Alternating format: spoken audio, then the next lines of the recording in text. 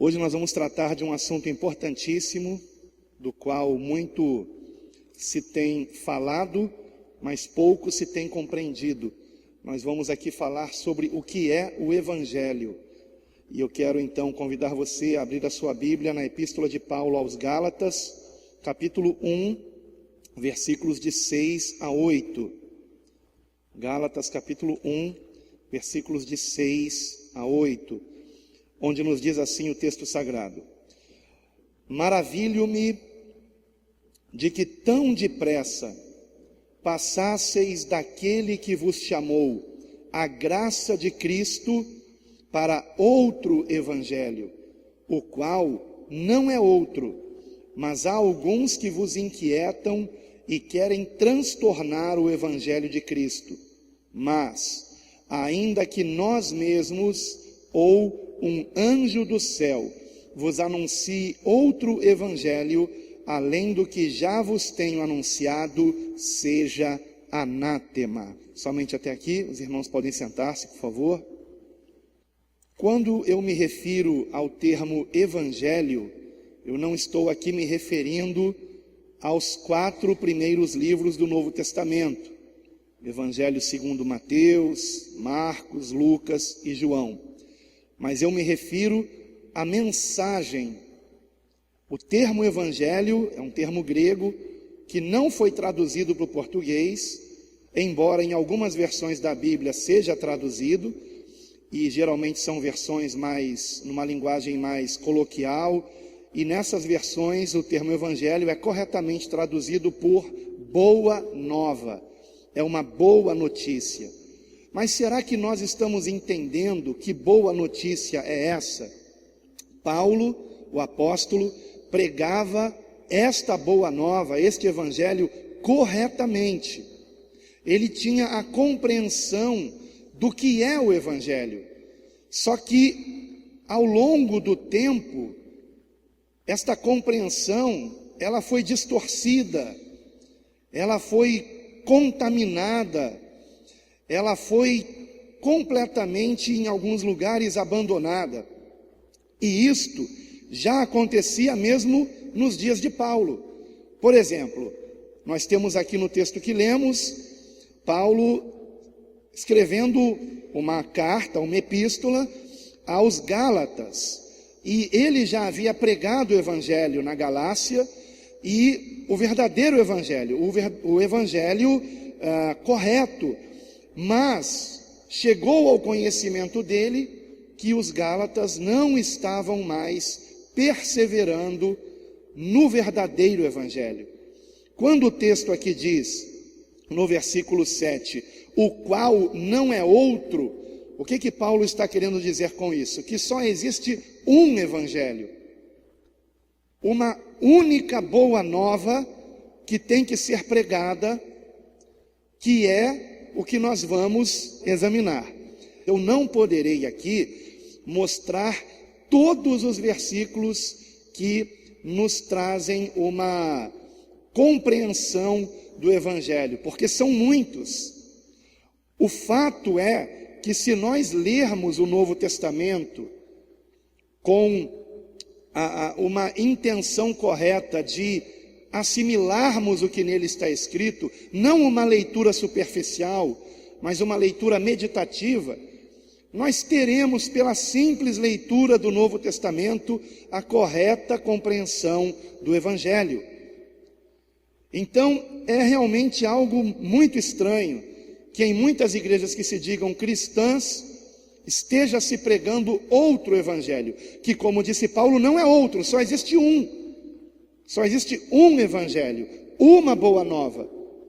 Mas ao modificarem esta boa nova, dizendo que isto é o evangelho, estão trazendo maldição para si mesmos. Por isso Paulo disse, seja anátema. Palavra esta que significa maldito. Não que Paulo esteja amaldiçoando alguém, mas ele está revelando que aquele que distorce o evangelho está amaldiçoando a si mesmo e aqueles que ouvem o que ele está pregando, porque está distorcendo a boa nova que há em Cristo Jesus, nosso Senhor. Que boa nova é essa? Em primeiro lugar, vejamos o que ela não é, ou seja, o que não é o Evangelho. O que o Evangelho não é? Em primeiro lugar, como Paulo mesmo diz aqui aos Gálatas, o Evangelho não é um retorno ao judaísmo, não é um retorno à lei de Moisés. E este era o erro que os Gálatas estavam cometendo.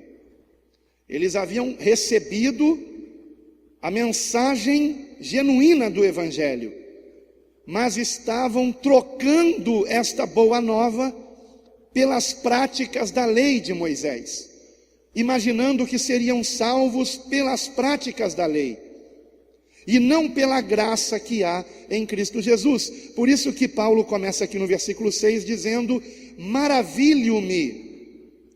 É um termo que em grego significa também estou espantado.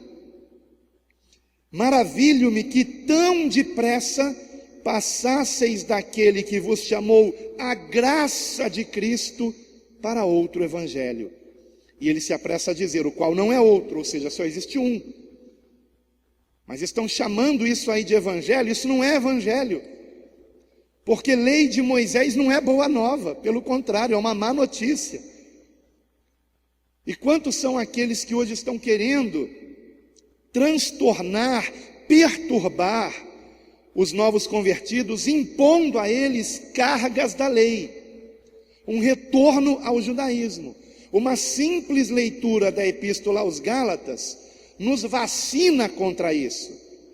O problema é que hoje existem as chamadas Bíblias hebraicas, que descaradamente distorcem o texto grego, trazendo na Epístola aos Gálatas distorções do texto, para que Paulo dissesse o contrário do que ele está dizendo. Vejam que absurdo, que risco que é uma pessoa comprar uma Bíblia sem conhecer a origem dessa versão. Então tomem muito cuidado com as chamadas Bíblias hebraicas, a Bíblia hebraica. O objetivo por trás disso é fazer com que os novos convertidos, que não conhecem a graça que há em Cristo Jesus, estejam seguindo a lei de Moisés, pensando que é nisto que está a salvação. Se fosse, Jesus não precisaria ter morrido na cruz por nós. Seu sangue não precisaria ter sido derramado pela nossa salvação. Então, não é um retorno ao judaísmo. Veja, por exemplo, aqui mesmo em Gálatas, capítulo 2, versículo 16. Vamos examinar vários versículos bíblicos aqui hoje. Gálatas 2,16. Sabendo que o homem não é justificado pelas obras da lei, mas pela fé em Jesus Cristo. Temos também crido em Cristo Jesus, para sermos justificados pela fé em Cristo e não pelas obras da lei. Porquanto, pelas obras da lei, nenhuma carne será justificada. Mais claro que isto, impossível. Pelas obras da lei, nenhuma carne será justificada, nenhum de nós. Outros versículos, capítulo 3, versículo 7 em diante. Vamos ler agora um texto um pouco mais longo. Gálatas 3, versículo 7 em diante. Vamos até o 14. Nos diz assim o texto sagrado. Sabei, pois, que os que são da fé são filhos de Abraão. Os que são da fé, não de sangue. Não há nada de especial em alguém ter sangue judeu, se esta pessoa não se converter a Cristo. Os que são da fé são filhos de Abraão. Ora, tendo a Escritura previsto que Deus havia de justificar pela fé os gentios, anunciou primeiro o Evangelho a Abraão, dizendo: todas as nações serão benditas em ti. De sorte que os que são da fé são benditos com o crente Abraão. Todas as nações, não foi dito apenas a nação judaica. Versículo 10. Todos aqueles, pois, que são das obras da lei, estão debaixo da maldição, porque está escrito: maldito todo aquele que não permanecer em todas as coisas que estão escritas no livro da lei para fazê-las. E é evidente que pela lei ninguém será justificado diante de Deus, porque o justo viverá pela fé. Ora, a lei não é da fé, mas o homem que fizer estas coisas, por elas viverá. Cristo nos resgatou da maldição da lei, fazendo-se maldição por nós, porque está escrito: maldito todo aquele que for pendurado no madeiro, para que a bênção de Abraão chegasse aos gentios por Jesus Cristo, e para que pela fé nós recebamos a promessa do Espírito. Cristo nos resgatou da maldição da lei.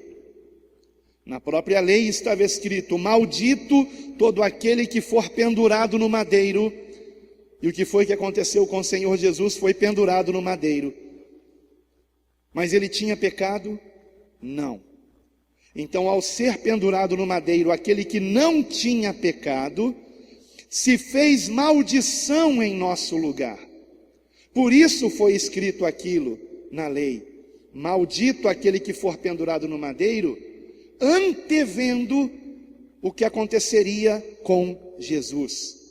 Ele se faria maldição no nosso lugar. E todo aquele que nele deposita sua fé, tem os seus pecados lançados sobre ele, e pelo seu sangue somos justificados, somos lavados, somos livres da condenação, porque ele tomou sobre si a nossa condenação. Então esta é a boa nova. Mas por enquanto eu estou dizendo o que não é a boa nova. A boa nova não é a lei de Moisés, não são as obras. Então, para que serviu a lei? A lei serviu para nos mostrar que nenhum de nós podemos nos autossalvarmos, porque ninguém há que consiga seguir a lei de Moisés toda. E está escrito aqui que quem não permanecer, versículo 10, na segunda parte do versículo: maldito todo aquele que não permanecer em todas as coisas que estão escritas no livro da lei para fazê-las. E nem Paulo conseguia seguir todas as coisas da lei, nem Pedro, como veremos daqui a pouco. Então a boa nova é esta: a lei não salva, mas Cristo salva. Aleluia! Ele é a nossa salvação. O próprio nome Jesus, no seu original, significa Deus é salvação. A salvação está nele, em Jesus. Versículo 24 em diante. Agora, no mesmo capítulo, Gálatas 3, 24. Mas eu quero incentivar você a ler toda essa epístola. Não é tão longa assim. Você com certeza conseguirá fazer isso e compreender o que está escrito com a ajuda do Espírito Santo. Gálatas 3, 24. De maneira que a lei nos serviu de tutor para nos conduzir a Cristo, para que pela fé fôssemos justificados. Vocês compreenderam? A lei nos serviu de tutor para nos conduzir a Cristo, para que nós venhamos compreender que não podemos salvar a nós mesmos. As regras da lei são centenas, e nós não temos condição de segui-las. Então, para que servem elas?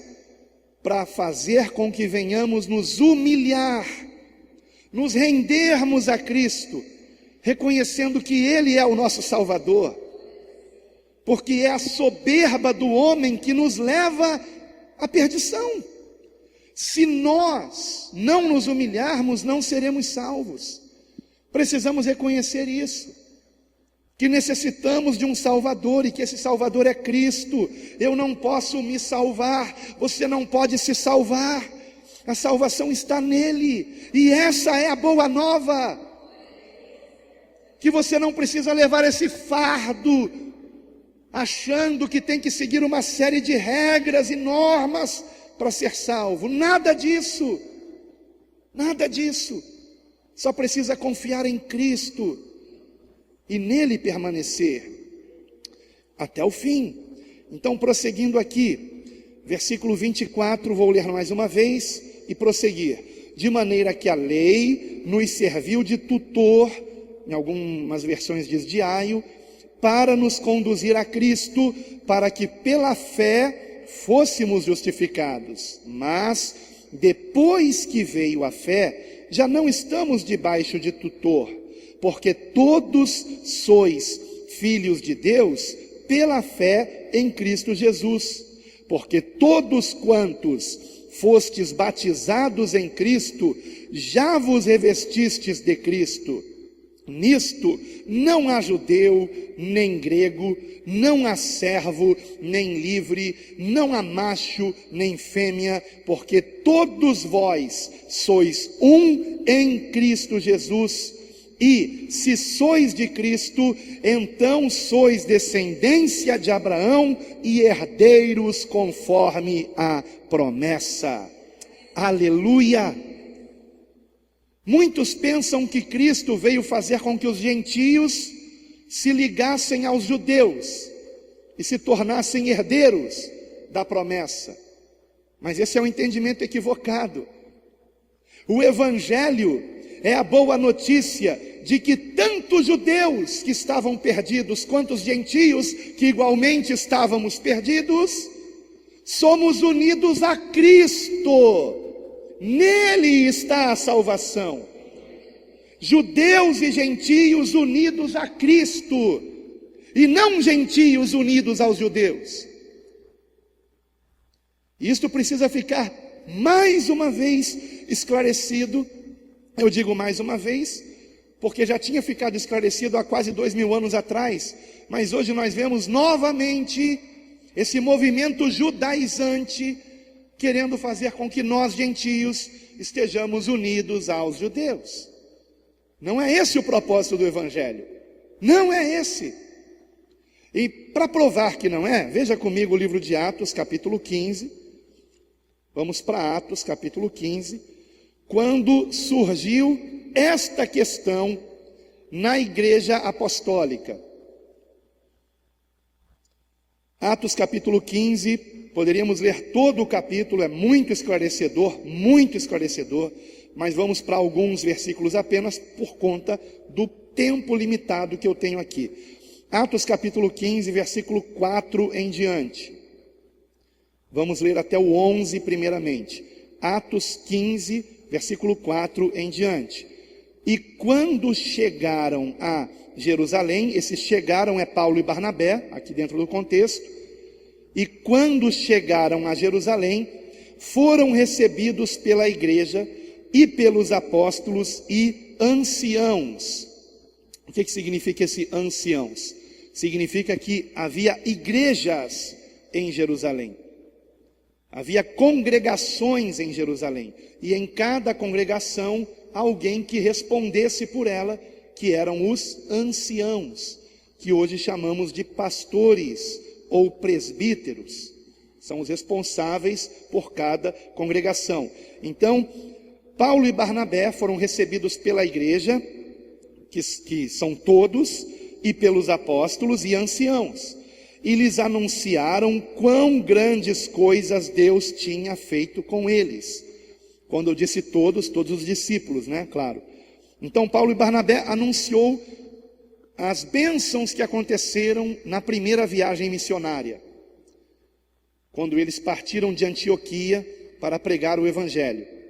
Em diversas cidades, como Icônio, Listra, Antioquia da Pisídia, Derbe, e então eles anunciaram como os gentios estavam se convertendo a Cristo. Que coisa maravilhosa. E aí versículo 5, alguns porém da seita dos fariseus, vejam que interessante, não por acaso tinham vindo da seita dos fariseus. Vocês se lembram quantos problemas Jesus teve com esta seita judaica dos fariseus, né? E hoje quantos fariseus tem no meio da igreja? Alguns, porém, da seita dos fariseus que tinham crido, se levantaram dizendo que era mister, ou seja, que era necessário circuncidá-los. Circuncidar quem? Os novos convertidos, aqueles que Paulo e Barnabé tinham, a quem Paulo e Barnabé tinham pregado o evangelho. Então dizendo que era necessário circuncidá-los, que eles tinham que passar por essa intervenção cirúrgica na carne, como os demais judeus. Importante esse "e" aqui, porque a questão de Atos 15 não é apenas a circuncisão. A questão de Atos 15 é a circuncisão e a lei de Moisés. Porque está bem claro aqui no texto, era necessário circuncidá-los e mandar-lhes que guardassem a lei de Moisés. E é o que estão fazendo hoje com muitos cristãos. Há um movimento crescente na internet tentando fazer com que os cristãos guardem a lei de Moisés. E aí prossegue aqui o texto. Congregaram-se, pois, os apóstolos e os anciãos para considerar este assunto.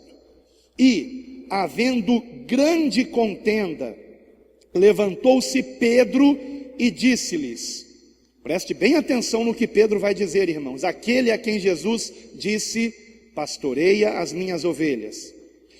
Homens, irmãos, bem sabeis que já há muito tempo Deus me elegeu dentre nós para que os gentios ouvissem da minha boca a palavra do evangelho e crescem. De fato, nós sabemos que os primeiros gentios que receberam o evangelho e até o batismo no Espírito Santo, o receberam pela boca de Pedro, quando entrou na casa de Cornélio e pregou o evangelho. Então, prosseguindo aqui, versículo 8.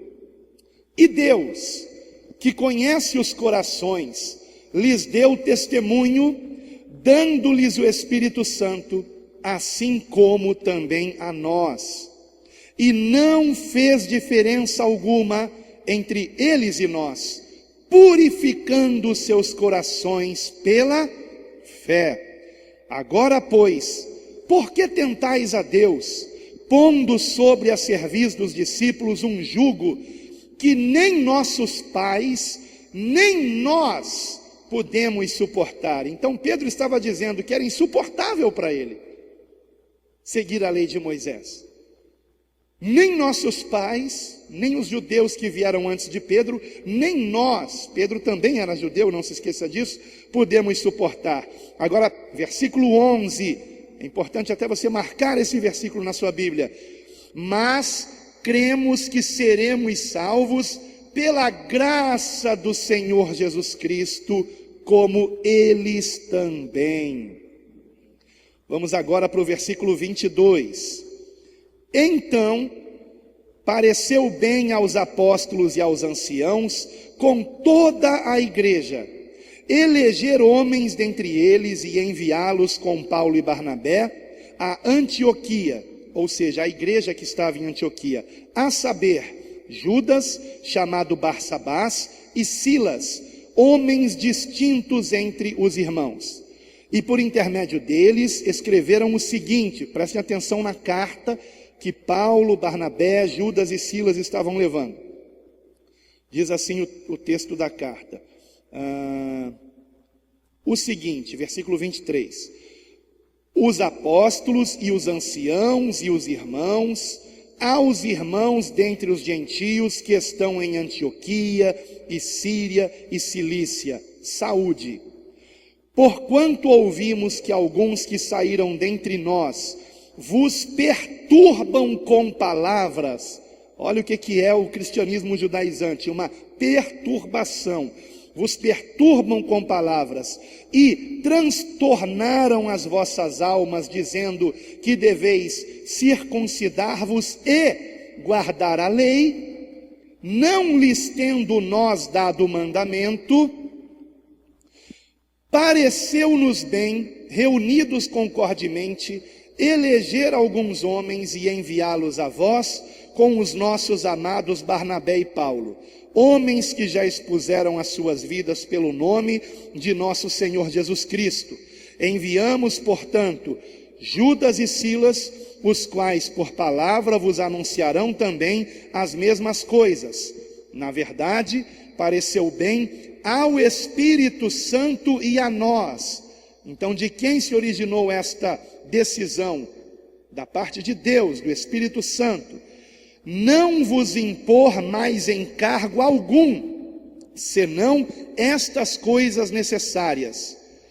Versículo 29, preste bem atenção.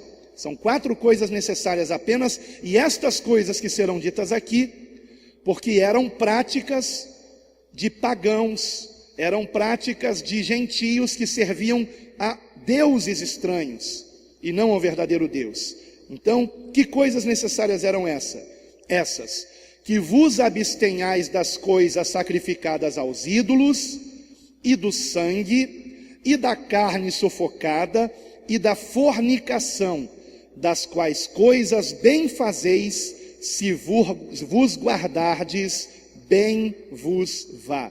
E aqui acaba a carta, ponto final. Ponto final. Você tem fé em Cristo? Amém? Então, além de ter fé em Cristo, o que você tem que observar? Essas 4 coisas aqui, que na realidade foram colocadas porque diziam respeito a práticas do paganismo. Práticas do paganismo.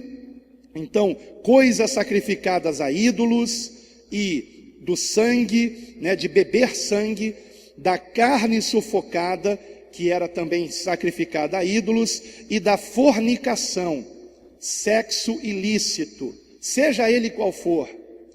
Disto se abstenham, se vocês se abstiverem disso, bem fareis, diz aqui o texto. Então, é isso. Ah, pastor, mas e o resto? Ouça Jesus, veja o que ele ensinou, siga Cristo. Porque a palavra fé não significa apenas crença.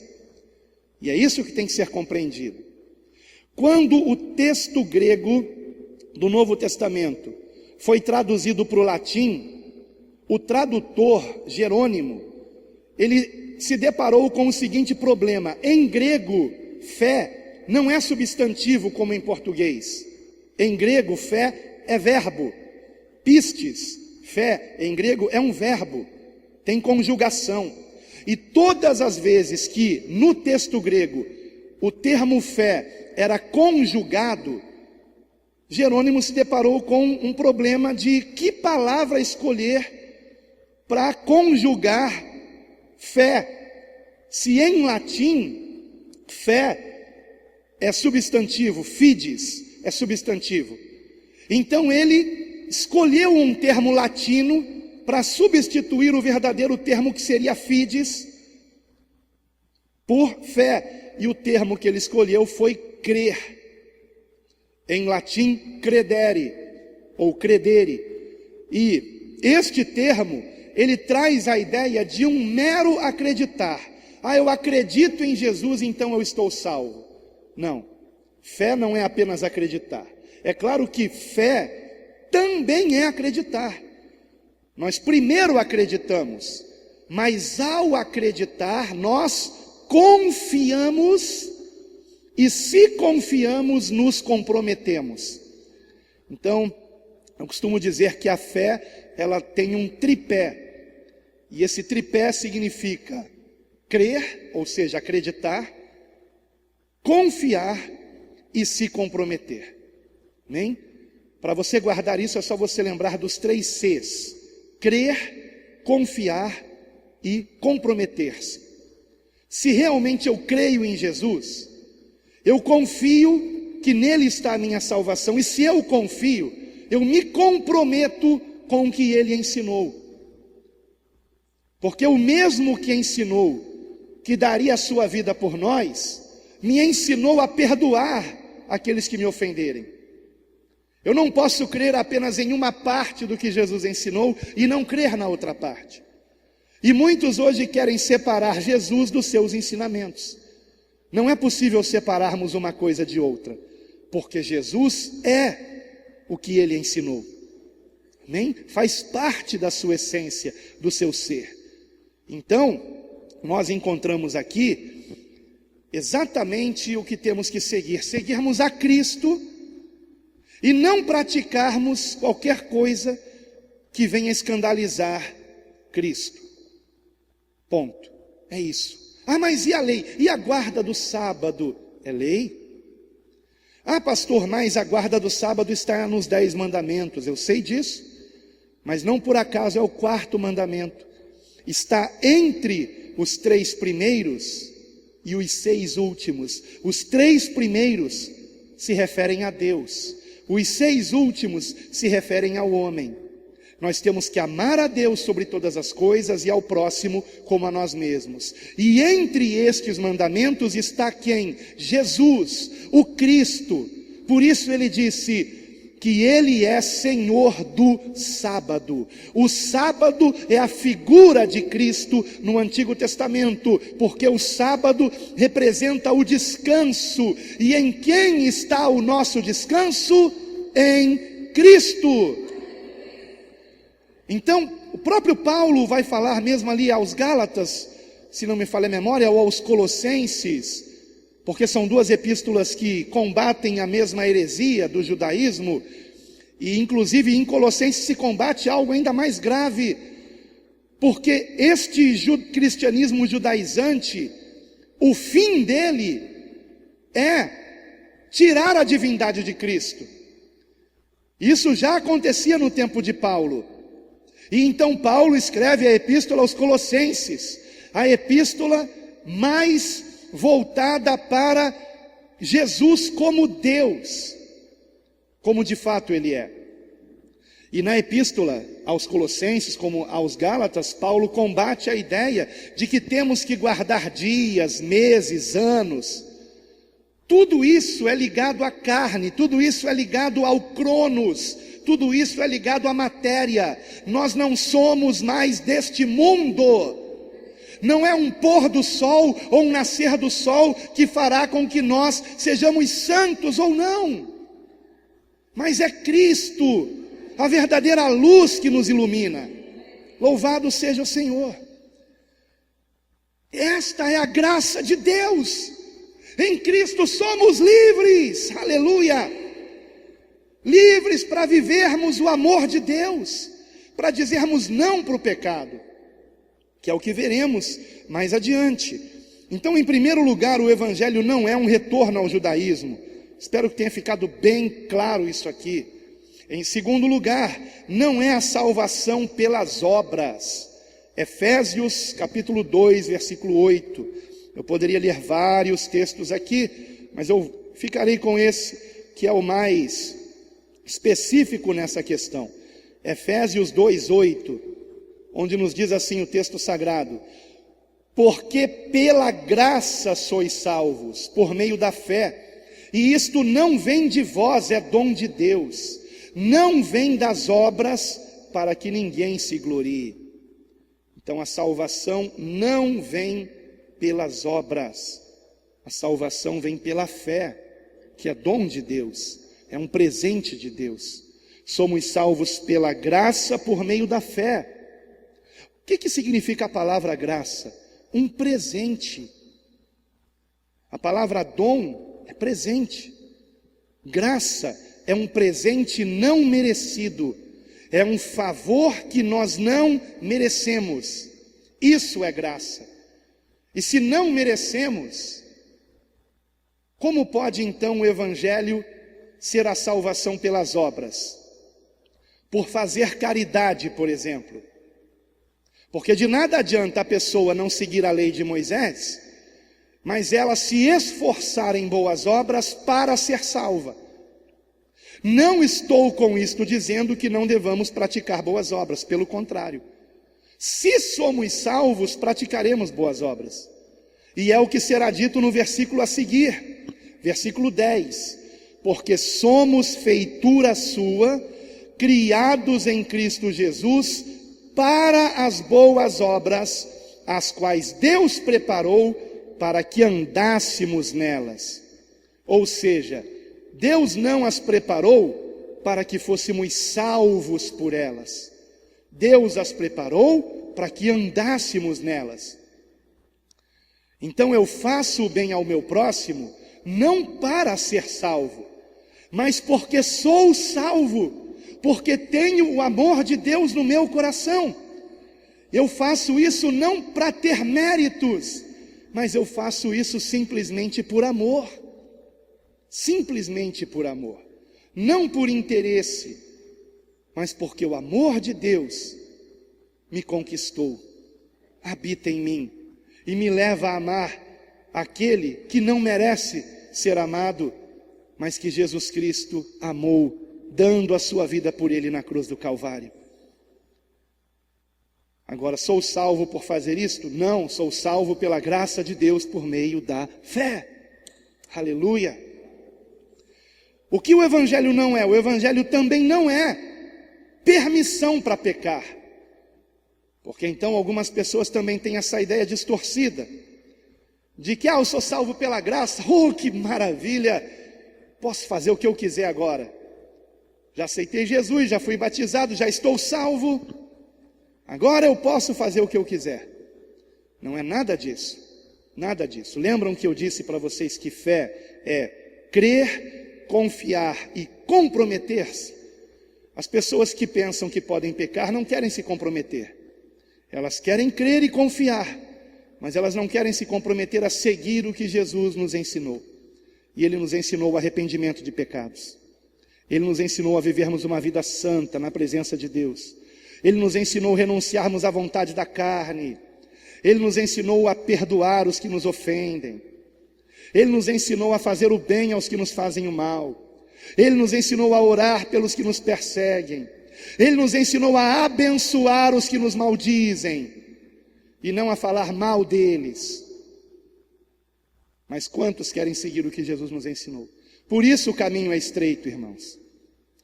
A graça é para todos, mas aqueles que quiserem aceitá-las são convidados a andar num estreito caminho, num caminho de fato apertado, mas que nos conduz à vida. A vida. E quem realmente compreende o Evangelho anda nesse caminho com alegria, porque os mandamentos de Cristo não são penosos, irmãos. Quando compreendemos, por que eu tenho que amar o meu inimigo? Porque Jesus morreu por ele também, porque o Senhor quer que ele se torne meu amigo. O Senhor quer que ele também se arrependa dos seus pecados. Então, ao invés de orar para que os que me perseguem morram, eu vou orar para que eles se arrependam e se convertam. Ao invés de fazer o mal para eles, eu vou fazer o bem para eles, para que eles também sejam alcançados pela graça com a qual fui alcançado. Então, a graça de Deus não é permissão para pecar. E existe um versículo que eu acho muito específico em relação a isso, está na última epístola. Só você ir para o Apocalipse e voltar um livro, a epístola de Judas. E lembrando aqui que não é o Judas Iscariotes, ok? Que escreveu essa epístola. Aliás, Judas era um nome bem comum, bem popular naquela época.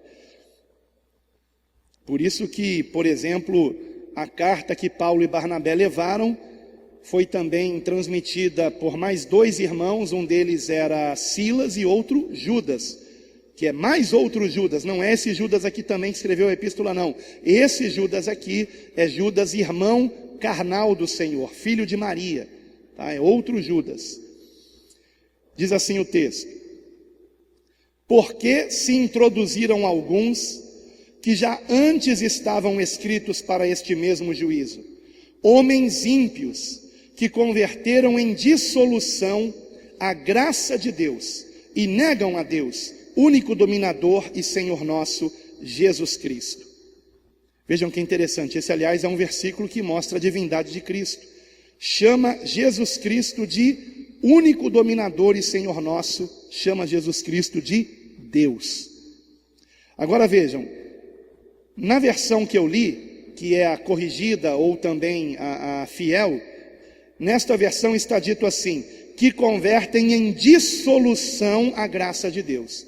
Mas eu até prefiro a a tradução, nesse caso aqui, da Revista Atualizada, que diz assim: que convertem em libertinagem a graça de Deus. Porque, de fato, a palavra grega aqui é mais apropriado traduzi-la como libertinagem.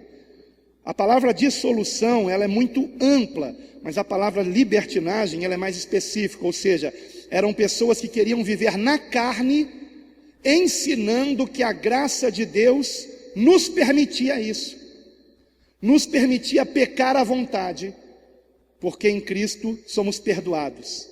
E não é assim o Evangelho, irmãos.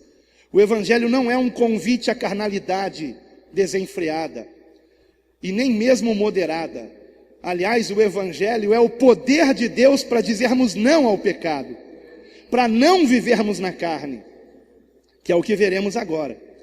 Agora, antes de passar para o próximo ponto, eu gostaria de enfatizar isso aqui, que o Evangelho não é permissão para pecar. Romanos capítulo 5, versículo 20. Vamos examinar alguns textos em Romanos. E eu não posso me alongar nesses textos, eu vou ter que ser bem específico. E Romanos é mais uma epístola que, se você ler completamente, meditando no que está escrito, você será genuinamente convertido, compreendendo o que é o Evangelho. Romanos capítulo 5, versículo 20. Eu poderia começar no versículo 12, mas me alongaria muito aqui. Então vamos para o 20 em diante. Vamos adentrar o capítulo 6. Romanos capítulo 5, versículo 20. Veio, porém, a lei para que a ofensa abundasse, mas onde o pecado abundou, superabundou a graça, para que, assim como o pecado reinou na morte, também a graça reinasse pela justiça para a vida eterna, por Jesus Cristo, nosso Senhor. Que diremos, pois? Permaneceremos no pecado para que a graça abunde? De modo nenhum. Nós que estamos mortos para o pecado, como viveremos ainda nele? Ou não sabeis que todos quantos fomos batizados em Jesus Cristo, fomos batizados na sua morte? De sorte que somos sepultados com ele pelo batismo na morte, para que, como Cristo foi ressuscitado dentre os mortos, para a glória do Pai, ou pela glória do Pai, assim andemos nós também em novidade de vida. Muito claro esse texto aqui, não é? Agora, continuando, capítulo 11, versículo 11, Romanos capítulo 6, versículo 11 em diante. Vamos até o versículo 16. Preste bastante atenção. Assim também vós considerai-vos certamente mortos para o pecado, mas vivos para Deus em Cristo Jesus, nosso Senhor. Não reine, portanto, o pecado em vosso corpo mortal, para lhe obedecerdes em suas concupiscências. Nem tampouco apresenteis os vossos membros ao pecado por instrumentos de iniquidade, mas apresentai-vos a Deus como vivos dentre os mortos, e os vossos membros a Deus como instrumentos de justiça. Porque o pecado não terá domínio sobre vós, pois não estáis debaixo da lei, mas debaixo da graça. Pois que pecaremos porque não estamos debaixo da lei, mas debaixo da graça? De modo nenhum. Não sabeis vós que a quem vos apresentardes por servos para lhe obedecer, sois servos daquele a quem obedeceis, ou do pecado para a morte, ou da obediência para a justiça? Agora vamos para o versículo 22. Mas agora, libertos do pecado e feitos servos de Deus, tendes o vosso fruto para santificação e, por fim, a vida eterna. Porque o salário do pecado é a morte, mas o dom gratuito de Deus é a vida eterna por Cristo Jesus, nosso Senhor. Aleluia! Agora vamos para o capítulo 8, versículo 1 a 4. Tudo isso ainda dentro do mesmo contexto de que não temos que pecar mais depois de conhecermos a graça de Deus que há em Cristo. Romanos 8, de 1 a 4. Portanto, agora nenhuma condenação há para os que estão em Cristo Jesus, que não andam segundo a carne, mas segundo o Espírito. Porque a lei do Espírito de vida em Cristo Jesus me livrou da lei do pecado e da morte. Porquanto o que era impossível à lei, visto como estava enferma pela carne, Deus, enviando o seu Filho em semelhança da carne do pecado, pelo pecado condenou o pecado na carne, para que a justiça da lei se cumprisse em nós, que não andamos segundo a carne, mas segundo o Espírito. Versículo 12 agora, no mesmo capítulo 8 de Romanos, versículo 12. De maneira que, irmãos, somos devedores, não à carne para viver segundo a carne. Porque se viverdes segundo a carne, morrereis. Mas, se pelo Espírito mortificardes as obras do corpo, vivereis. Porque todos os que são guiados pelo Espírito de Deus, esses são filhos de Deus. Então, o que é o Evangelho? É a boa notícia de que nós não estaremos mais condenados se tivermos fé em Cristo. E esta fé em Cristo é a liberação do poder de Deus, para que não sejamos mais escravos do pecado, mas cheios do Espírito Santo e por Ele guiados, para andarmos em novidade de vida, vivendo não mais para nós mesmos, mas para a glória de Deus, obedecendo a Cristo, nosso único Senhor e Salvador para sempre. Aleluia! Esta é a boa nova, este é o Evangelho. O que é então o Evangelho?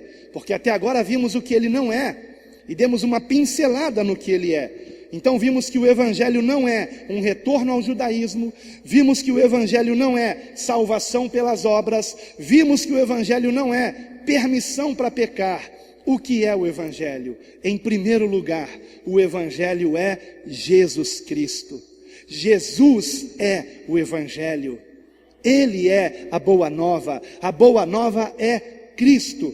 Por isso foi que em Lucas, capítulo 2, versículo 10, está escrito: e o anjo lhes disse: não temais, porque eis aqui vos trago novas de grande alegria, que será para todo o povo, pois na cidade de Davi vos nasceu hoje o Salvador, que é Cristo o Senhor. Aleluia! Esta é a primeira vez que o termo Evangelho é mencionado antes da pregação de João Batista, antes de Jesus começar o seu ministério público. O termo Evangelho foi mencionado por anjos, pelo anjo que, como porta-voz dos demais, disse aos pastores para os quais os anjos haviam aparecido. Os pastores no campo tiveram uma visão de anjos, e um dos anjos disse a eles: não temais, porque eis aqui vos trago novas de grande alegria. Essa novas aqui é Evangelho, boas novas de grande alegria, que será para todo o povo, será para todos, pois na cidade de Davi vos nasceu hoje quem? O Salvador, que é Cristo o Senhor. A palavra Evangelho é boa nova, e essa boa nova, irmãos, é uma boa nova de grande alegria, de grande alegria. Só que muitos não recebem essa mensagem com grande alegria, porque não sabem o quanto estavam perdidos. Como não se prega mais sobre o inferno, muitos não sabiam que estavam condenados ao inferno. Muitos não sabiam que estavam condenados à perdição eterna. E como não sabiam a perdição a qual estavam reservados, não se alegram com a boa nova de salvação. Porque como alguém pode se alegrar com uma boa notícia de salvação, se esta pessoa já se achava salva? Muitos pensam que são salvos porque são bonzinhos. Muitos pensam que não precisam de Jesus porque não fumam, porque não bebem, porque raramente estão mentindo, porque julgam não fazer mal ao próximo e pensam que não precisam se converter, porque já são bonzinhos, não adulteram, não são dados à fornicação, se acham bonzinhos, seguem todas as regrinhas e não sabem que não somos salvos por obedecermos regrinhas, a não ser que conseguíssemos obedecer toda a lei de Deus, mas ninguém consegue, nem o próprio Abraão conseguiu, ninguém consegue, nem o próprio Moisés conseguiu, melhor dizendo, porque a lei foi dada por ele, por Moisés. A salvação é pela fé em Cristo Jesus. Tanto Abraão, quanto Moisés, quanto, por exemplo, Jó, aguardavam o Redentor, depositaram a salvação na esperança de que viria um Redentor, de que viria um Salvador do mundo. E por isso Jó, depois de toda a sua experiência de perder tudo que tinha, finalmente compreendeu que a salvação está neste Redentor. Eu sei que o meu Redentor vive e por fim se levantará. E ele já se levantou, é Jesus Cristo, ele já veio. Os que vieram antes de Cristo eram salvos pela esperança do Salvador, como demonstração da fé que neles tinham, e nós, na certeza de que ele veio e é o nosso Salvador, a nossa salvação, que é Cristo. Então, isto é uma boa nova de grande alegria.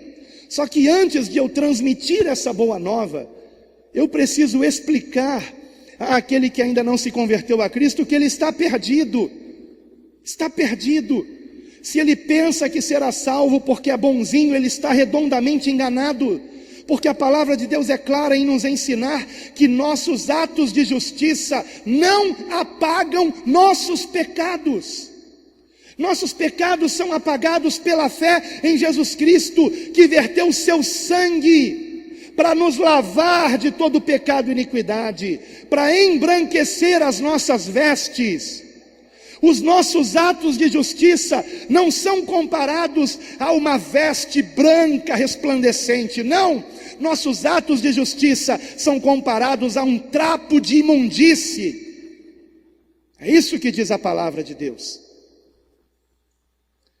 Não fazemos mais do que a nossa obrigação, mas ao fazermos a nossa obrigação, não conseguimos fazê-la com perfeição, e não conseguimos por ela sermos salvos. E ainda que fizéssemos tudo certinho, se cometêssemos um pecado em vida, já é o bastante para sermos condenados. Será que compreendemos isso, irmãos? Será que compreendemos? Porque quando compreendemos, sai um peso da alma, sai um peso. Algumas pessoas pensam assim, depois de se converterem a Cristo, que se pecaram, ai meu Deus, meu nome foi riscado do livro da vida, peraí que eu vou orar para ele ser escrito de novo. Que borracha poderosa e que papel grosso para ser apagado milhares de vezes e escrito novamente. O nome é escrito, o nome é apagado, o nome é escrito, o nome é apagado, o nome é escrito, o nome é apagado. Não, o nosso nome está escrito no livro da vida pelo sangue de Jesus, aleluia!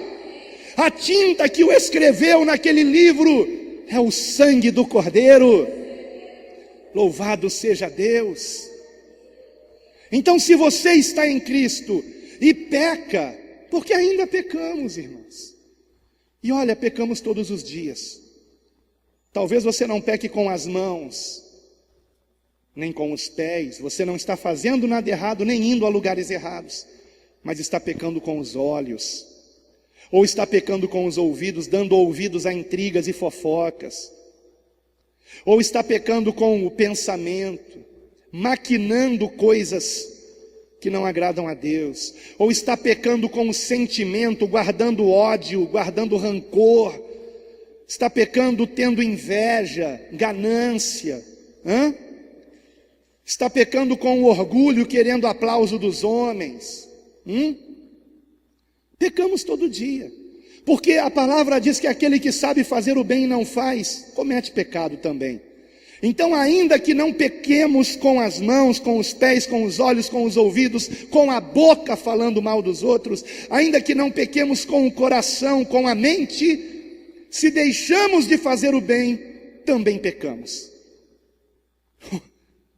E agora? Quem me livrará? Foi o que Paulo se perguntou. Quem me livrará do corpo desta morte? E a resposta é Jesus Cristo.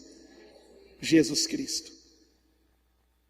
O Senhor que conhece os corações, que sabe quem é você e quem sou eu, sabe que nós não pecamos porque queremos pecar, mas pecamos porque ainda habitamos nesse corpo carnal inclinado ao pecado, mas que não nos agradamos do pecado, não queremos pecar, antes pelo contrário, quando pecamos nos sentimos mal, nos sentimos entristecidos, e rapidamente pedimos perdão a Deus, porque não queremos pecar, não queremos pecar. Então a salvação não está em fazermos tudo certinho, a salvação está numa transformação que há por meio da fé em Jesus Cristo. Porque quando você peca, você se entristece, e o você se entristecer é a prova de que o Espírito Santo de Deus habita em você, é a prova de que você está salvo, aleluia. Mas a pessoa que não tem consciência de que o pecado conduz à morte, conduz à perdição, ela não se alegra com o Evangelho, porque não tem ideia de que ela está perecendo por conta dos seus pecados. Então, primeiramente, ao evangelizarmos, temos que anunciar a real condição do homem. Todos pecaram e destituídos estão da glória de Deus, nos diz a palavra, sendo justificados gratuitamente pela graça que há, pela redenção que há em Cristo Jesus. Aleluia. Então, primeiro a má notícia: todos pecaram e destituídos estão da glória de Deus. Primeiro a má notícia: não há salvação para ninguém, porque todos pecaram. E agora a boa nova de grande alegria: mas somos justificados gratuitamente por sua graça, pela redenção que há em Cristo Jesus. Não no judaísmo, não nas boas obras, mas no sangue do Cordeiro Santo que tira o pecado do mundo. Aleluia! Nele está a nossa salvação. Nele, aleluia. Nós temos aqui, por exemplo, em 1 Coríntios capítulo 2, versículos de 1 a 5, já estou quase encerrando, apenas mais 10 minutos. 1 Coríntios capítulo 2, versículos de 1 a 5, uma revelação maravilhosa também, em relação ao que é o Evangelho. É Jesus Cristo, apenas isso. Jesus Cristo na cruz dizendo: está consumado, aleluia, derramando o seu sangue pela nossa salvação. 1 Coríntios 2, versículos de 1 a 5. E eu, irmãos, quando fui ter convosco, anunciando-vos o testemunho de Deus, não fui com sublimidade de palavras ou de sabedoria, porque nada me propus saber entre vós, senão a Jesus Cristo e este crucificado. E eu estive convosco em fraqueza, e em temor, e em grande tremor. A minha palavra e a minha pregação não consistiram em palavras persuasivas de sabedoria humana, mas em demonstração do Espírito e de poder, para que a vossa fé não se apoiasse em sabedoria dos homens, mas no poder de Deus. O que é que Paulo pregava? O Evangelho. E no que consiste o Evangelho? Em Jesus Cristo e este crucificado, e este na cruz dizendo: está consumado. A obra da nossa salvação foi consumada na cruz, aleluia. Ele morreu a nossa morte, para que agora vivamos a sua vida, cheios do mesmo poder de Deus que operava em Cristo. destruindo as obras do diabo. Aleluia! Este é o Evangelho. O Evangelho é Jesus Cristo. O Evangelho é o poder de Deus. Veja comigo Romanos capítulo 1, versículo 16.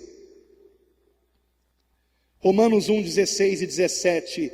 Porque não me envergonho do Evangelho de Cristo, pois é o poder de Deus para a salvação de todo aquele que crê, primeiro do judeu e também do grego, porque nele se descobre a justiça de Deus, de fé em fé, como está escrito, o justo viverá da fé.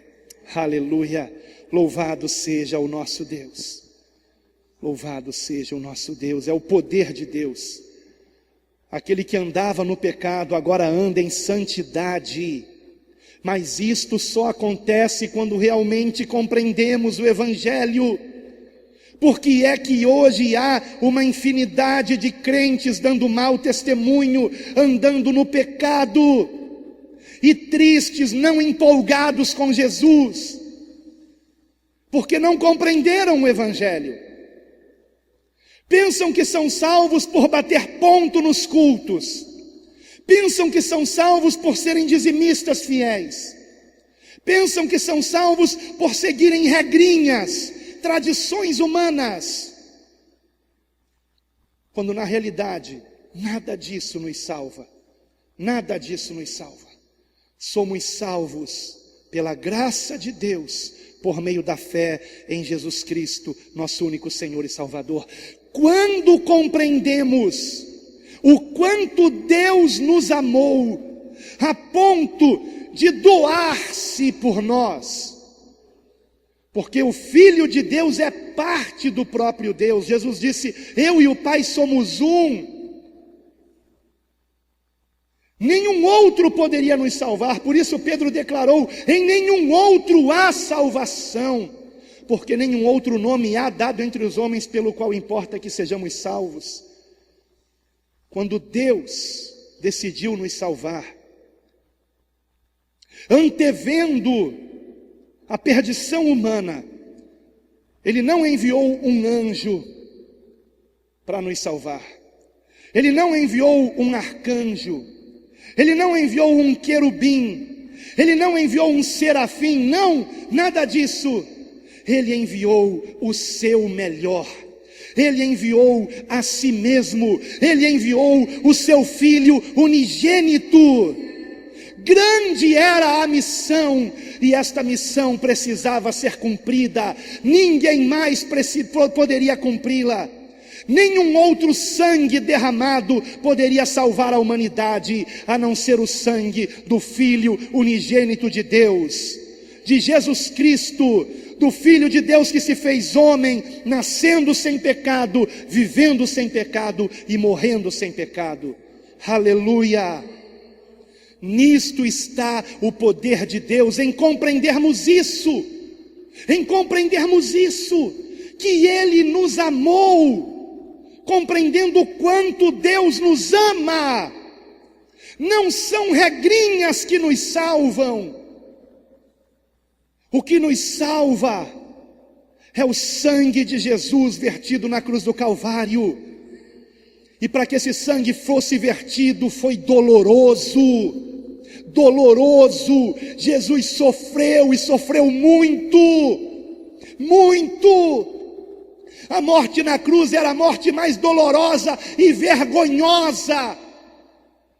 Quem era erguido na cruz era erguido nu, despido completamente. Por respeito, quando se fazem pinturas de Jesus na cruz, ou imagens dele na cruz, como acontece no catolicismo, colocam panos envolvendo as partes íntimas do Senhor. Mas a verdade é que os erguidos na cruz eram erguidos nus. E mesmo sabendo disso, Jesus Cristo não desistiu de você, não desistiu de mim. Mesmo sabendo que Pilatos mandaria que ele fosse ainda mais castigado, ainda que tivesse uma boa intenção nisso, porque Pilatos queria que Jesus fosse bem castigado para que o povo tivesse pena dele. Então os carrascos capricharam nos açoites. Capricharam, foi terrível. Foi terrível. E então Pilatos manda chamar Jesus depois de Jesus ter sido cuspido, esbofeteado, depois de Jesus ter sido ultrajado, colocaram nele uma coroa de espinhos, e não era uma coroa de falsos espinhos com acolchoado por dentro, como o Henri Cristo usa, né? Aquele falso Cristo. Não, era uma coroa de espinhos que, para entrarem na cabeça de Jesus, o texto bíblico diz que lhe deram pauladas para que a coroa entrasse. Aqueles espinhos foram encravados na cabeça do Senhor. Imagine a dor terrível. Pegue uma agulha e dê uma espetadinha aqui, para você ter uma ideia da dor que o Senhor sofreu. E Ele não desistiu de você. E Ele poderia ter desistido. Quando Pedro tentou protegê-lo, Jesus disse: mete a espada na bainha. Se eu quisesse, neste momento, há mais de 12 legiões de anjos para me salvar desta hora. Mas eu vim para esta hora. Jesus veio com esta missão, Ele veio com a missão de dar a sua vida por nós. Tanto foi o castigo que Jesus sofreu, que Ele não tinha forças para carregar a cruz. Ordenaram a outro homem, Simão Cirineu, que carregasse a cruz. E como se não bastasse, ainda pregaram Jesus na cruz, não amarrado, mas de fato com grandes pregos chamados cravos, que entraram em suas mãos e em seus pés.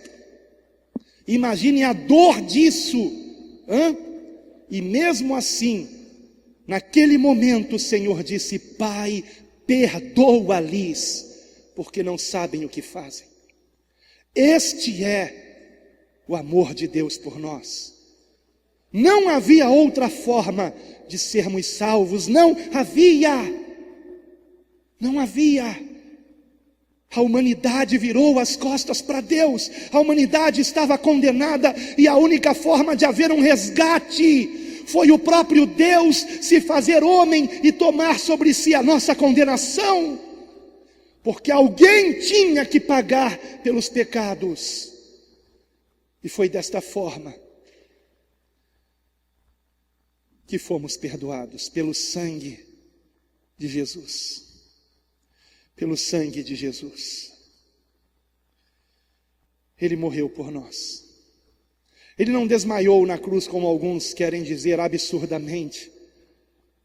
O texto bíblico diz que quando o soldado o atravessou com uma lança, para se certificar de que ele realmente tinha morrido, não saiu apenas água, saiu aquilo que João diz, saiu água, não saiu apenas sangue, diz aquilo que João diz, saiu sangue e água.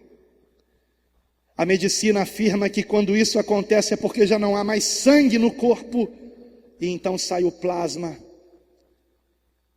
Não há mais sangue. Ele derramou até a última gota por nós. Todo o seu sangue vertido por você e por mim.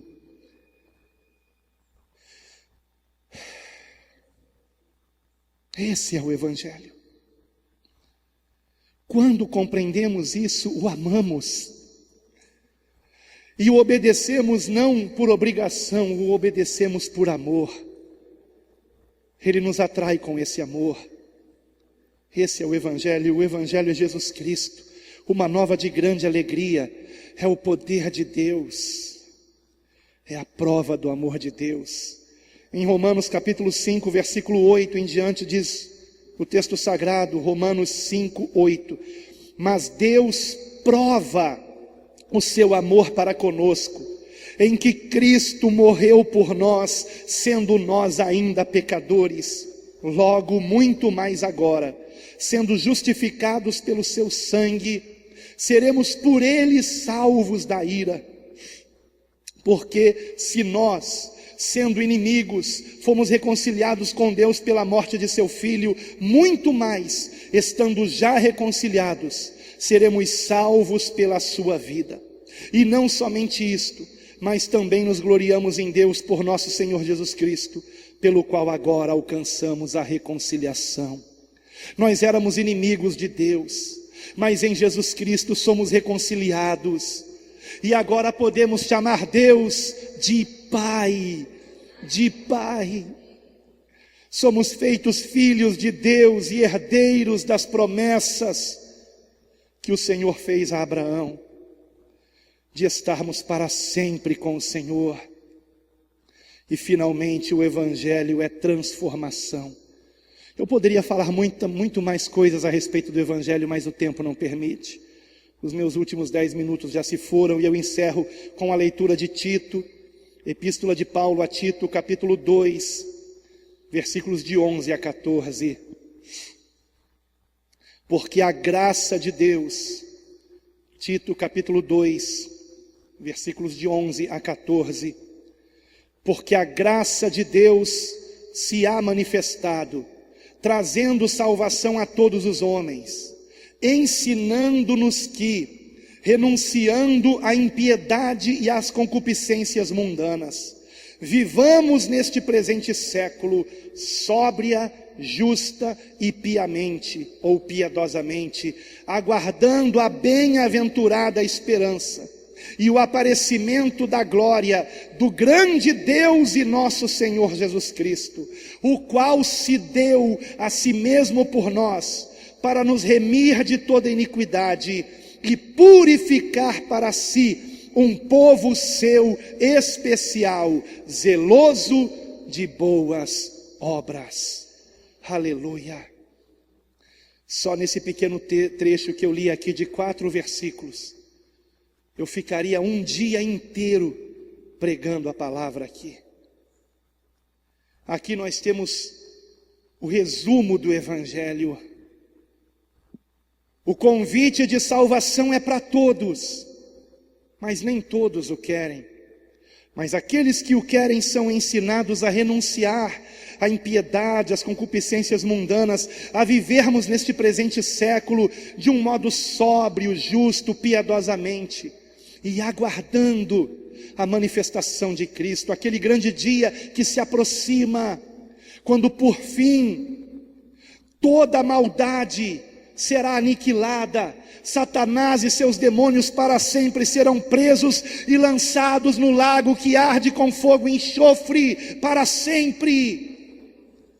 E todos aqueles que se encontram com seus nomes escritos no livro da vida, pelo sangue do Cordeiro, serão salvos da ira de Deus e da condenação desse mundo, que será consumido a fogo, mas nós seremos arrebatados ao encontro do Senhor.